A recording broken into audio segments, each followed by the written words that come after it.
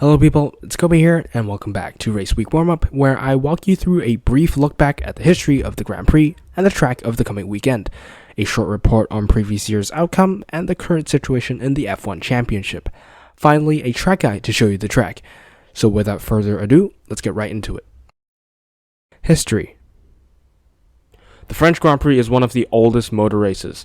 First held in 1906, the French Grand Prix had been held in many locations, most recently being Paul Ricard, but other locations include Magny-Cours, Legion-Prenoy, Paul Ricard again, Le Mans, Rouen, Reims, Charade, Clermont-Ferrand, Baguette, sorry, French is too difficult for me.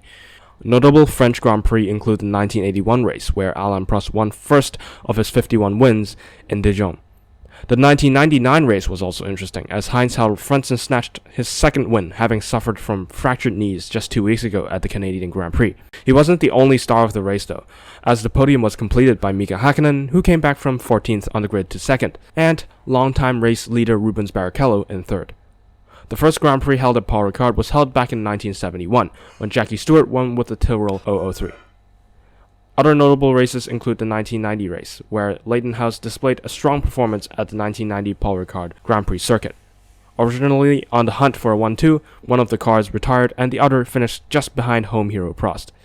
A little somebody called Adrian Newey designed the podium finishing car, who went to Williams soon after, and the rest is history. Unsurprisingly, one of the most senior teams on the grid, if not the most senior team on the grid, have had the most success on one of the oldest Grand Prix. Ferrari had 17 wins at the French Grand Prix, by far the most successful constructor on French soil, with 9 more wins than the second most successful constructor, Williams.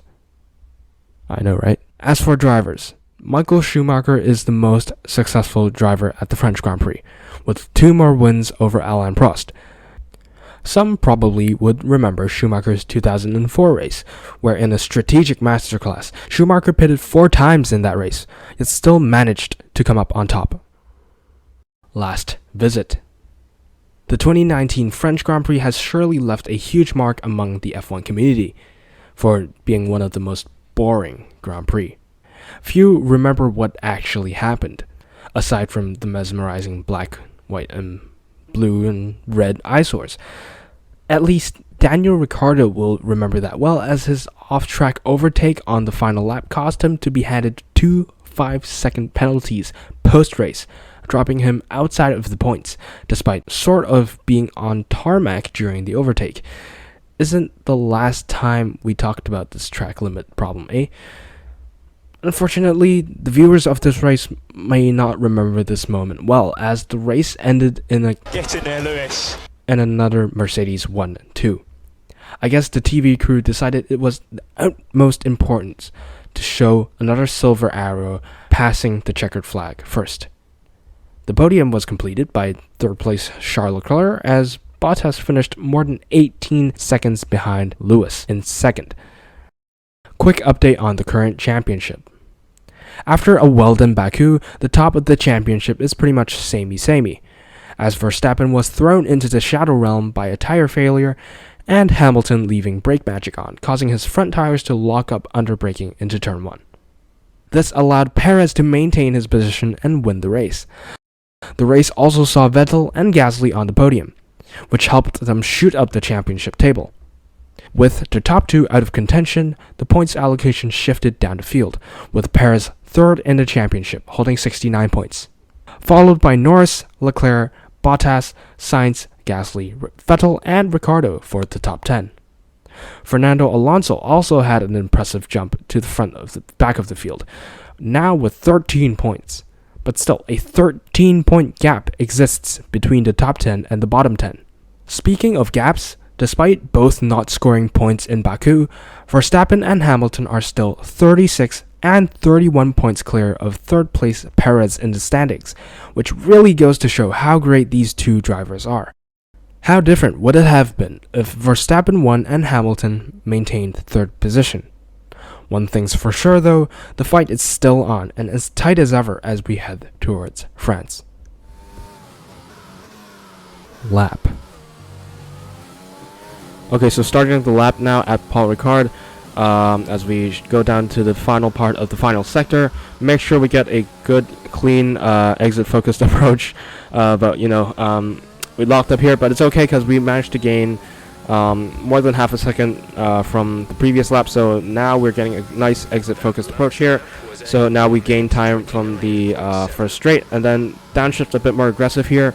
Kind of a fast S section. Oh, lose the rear a little bit here, so that kind of compromised our exit, but maybe not.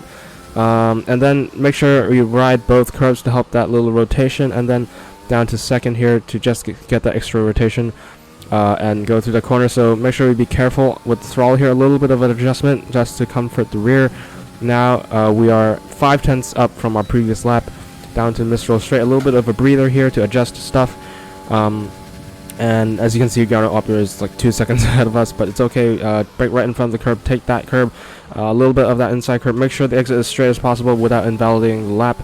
And here we go, that's 6/10 up. Managed to gain a 10th from that little part of the chicane. Not too good, not too bad. Fast right-hander here, a little bit of a breather, and then make sure we don't lift too much down here. See the end of the curb, lift there. Be really careful with this corner. You have to be really quick, but easy to lose the rear here. You can brake incredibly late here. Do not ride the inside curb or else it will upset the car. Make sure you get a nice straight exit down into the final part of the lap here. I'm sticking to the inside line, which probably isn't too good because it really compromises the braking zone. As you can see here, fast into the corner but not so fast out. So press the DRS button just in time, but we are kind of losing a bit of time here for the exit, but we still managed to get a respectable time of 1 minute 28 seconds 600. So that puts us around, I don't know, 7,000, top 7,000, around that on the leaderboard. It's not too bad, but as you can see here on the other lap we managed to kind of gain a bit of time, but yeah, we're slowly starting to lose it as well as we lose the rear. So yeah, that is a lap of the French Grand Prix circuit, which is Paul Ricard. So that is it for this week's Race Week Warmup. Thank you all so much for tuning in. I hope to see you all in a week when the Austrian Grand Prix will be coming up. Nice. Thank you all so much for watching again, and I'll see you next time.